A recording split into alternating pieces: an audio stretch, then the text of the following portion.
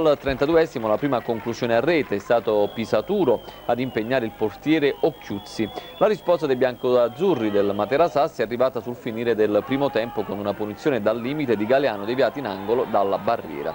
Sicuramente più vivace la ripresa, padrone di casa in gol, eccolo vediamo, dopo un minuto Chiera è stato messo giù in area, l'arbitro ha decretato il calcio di rigore trasformato dallo stesso Chiera.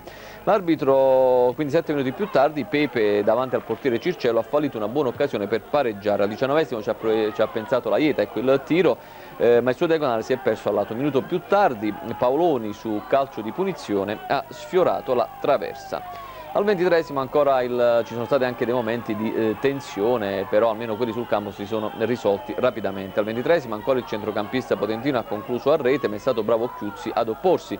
Estremo difensore materano ancora una volta protagonista al 24esimo su una conclusione di Chiera. Al 40esimo un fallo di Rubino. Appunto l'abbiamo visto proprio sotto gli animi, sotto la panchina del Potenza ha acceso gli animi, l'arbitro assente è riuscito a riportare la calma, espulso Incitti e Chieri in pieno recupero, ancora Paoloni ha impegnato il portiere Occhiuzzi.